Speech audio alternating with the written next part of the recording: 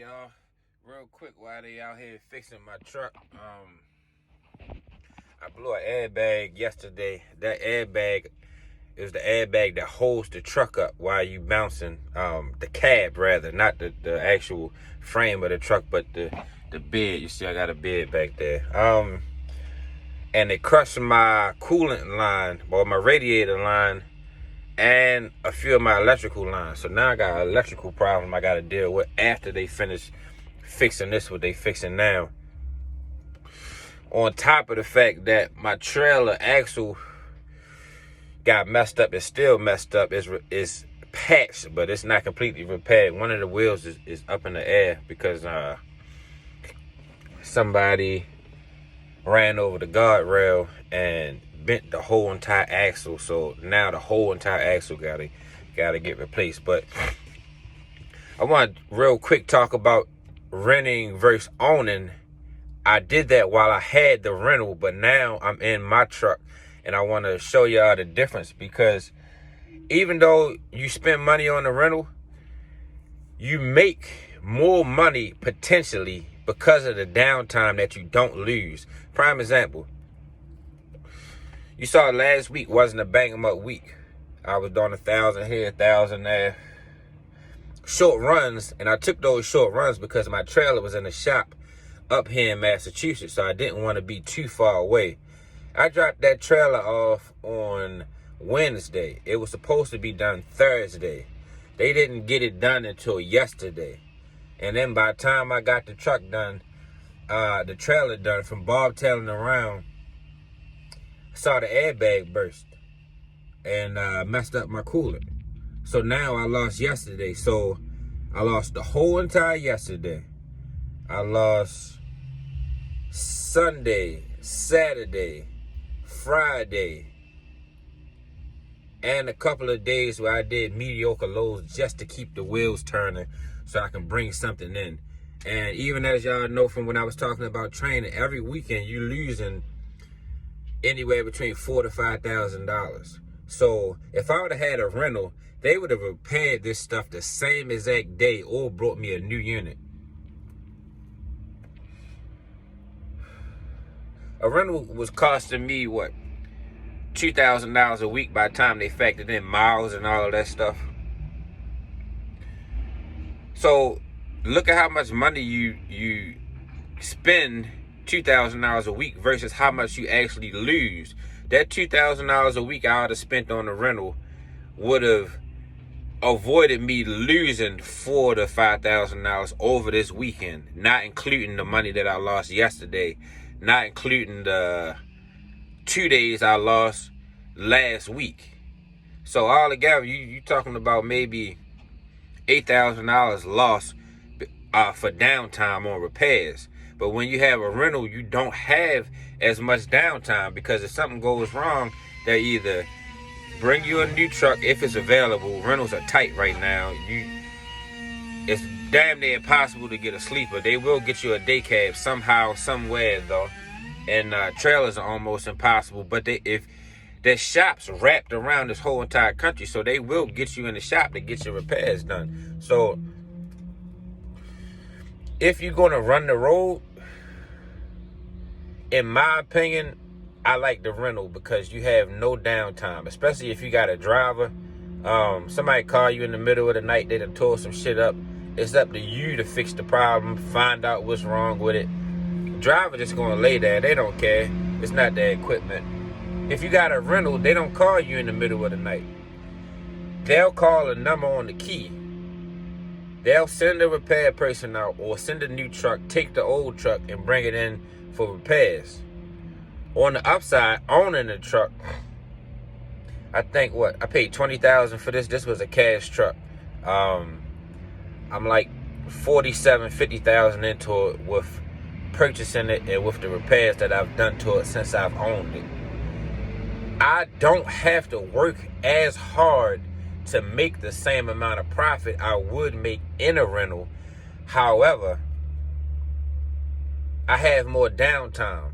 So even the times when I'm not working as hard and I'm still making the same profit, I kind of make more money with the rental because I never have downtimes. I'm a workaholic, so I never really take off. Even in times where I'm out having fun, please believe I didn't just take off and fly somewhere. My truck is within a block or two away from wherever I'm at, whatever I'm doing. I'm always working. So when you own the truck, it's more headache. I mean, the other day I woke up to $1,000. Y'all didn't even see it. Gone. The truck was lugging when I turned it on. Took it to Kenilworth, you know, because this is a Kenilworth, so I figured they're going to have more insight on the vehicle. They tell me replace all the batteries. Mind you, the batteries that I had are less than 5 months old. So my batteries were brand new.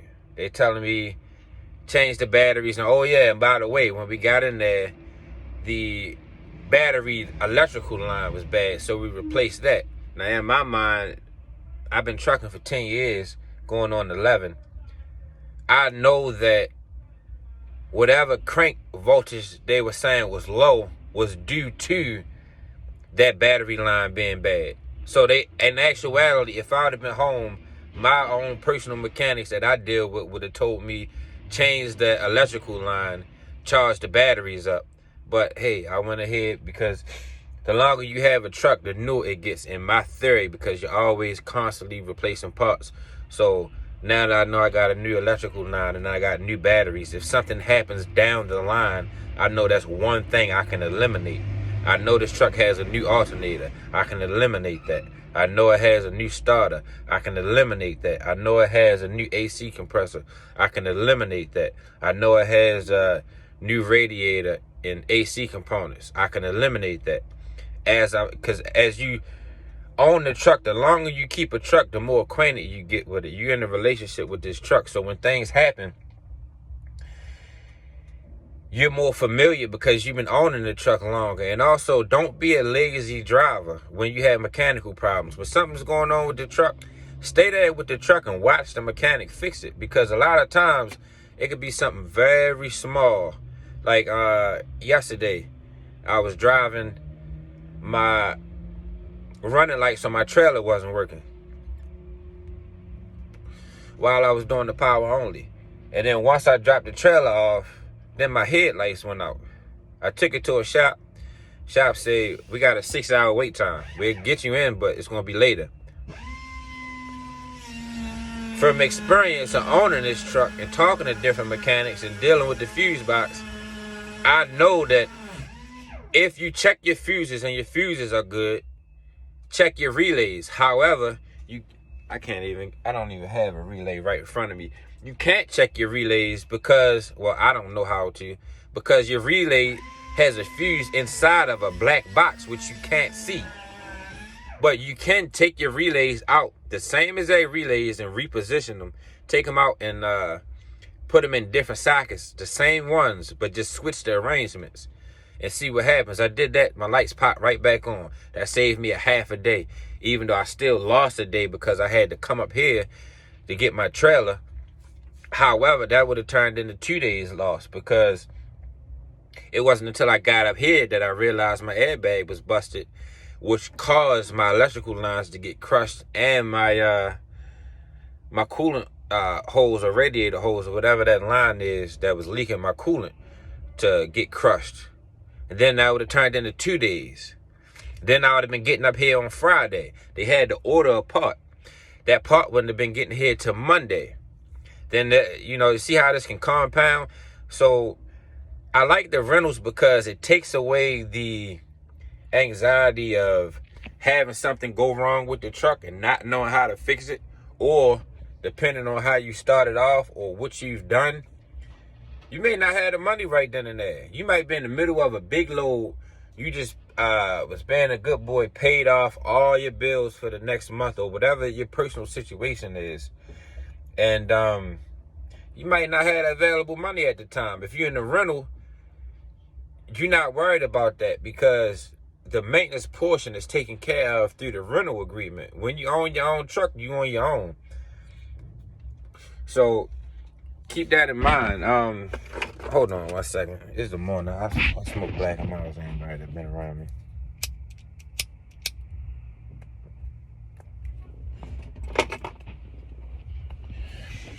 So I like the safety of renting a truck, even though it appears as if it costs more, but it really doesn't. And also, you can write 100% off your rental or your lease agreement on your taxes, 100%. So if you're paying $2,000 a week for a rental, you can write every last dollar of that off.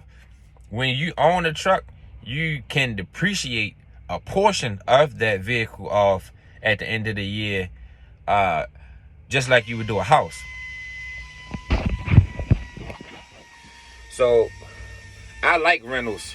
Owning a truck, you don't have to work as hard to make the same amount of profit. However, when you factor in downtime and the extra maintenance costs and all of that, in my own personal opinion, if you're an everyday worker, then you make more with a rental.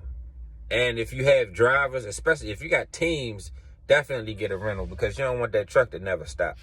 If you got teams, get a rental. If you got a new driver, and you sending him on the road, he gonna tear your truck up. Trust me.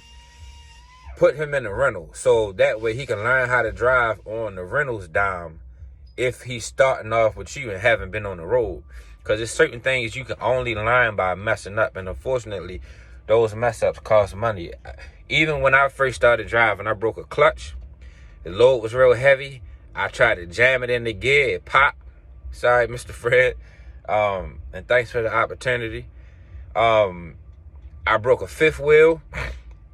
Bob telling to go get a container, and as I was driving, rattling through Baltimore, the fifth wheel arm closed. So as I backed up into the container, I'm thinking I'm not lined up. But the reason why I wasn't clanking into the kingpin is because the arm was down. So I'm steady jamming it back, and the damn arm is down. If I'd have been more experienced, I would have knew. Get out, look, pull the arm open, then back in. I sat there, forced it in there, cost that man a whole entire kingpin. $1,200 out of nowhere, out of negligence, because I was a rookie. So think twice about hiring new drivers as well. I ain't gonna keep talking about this because I done messed up things, but just as an example, my whole entire axle gotta get rebuilt. Alright. This the third repair we've done on this from this same accident. We thought it was the back axle, changed the brake chambers and the tires and all that stuff from there. Then we just got this piece was extremely hard. Nobody even knew what this piece was. It's the inner piece that holds the brake chamber, slack adjusters, and the wheel and all that stuff together. It has to be welded. It took us like a week just to get that part. And then now we put all that stuff on, and it's still not 100% because the wheel is completely bent up in the air. Even though it's straight, one of the wheels is not even touching the ground.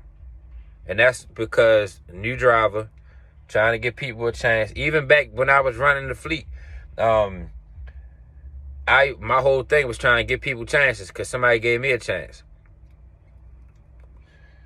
First day, truck getting towed out. Driver take the truck somewhere where it was snowing. Instead of driving on the concrete, he drives on the snow to try to turn around. Didn't even complete the first load. I sent him home to see his family. He go to the truck stop, called me with some bullshit story about somebody hit the hood. No, somebody ain't hit the hood. You hit the hood. Now I gotta get the whole entire hood of a 2-year-old truck replaced. It's a $90,000 piece of equipment ruined. So rentals, you have less downtime. You make more consistent money.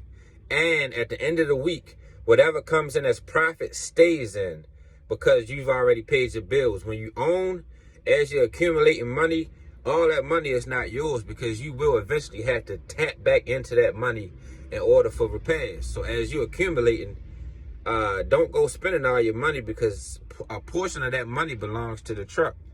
And if you're going to hire new drivers, send them on the road. Send them on the road for 3 to 6 months, at least 90 days with a big company so they can get some miles under their belt so they don't cost you thousands and thousands of dollars just so you can get the company rolling.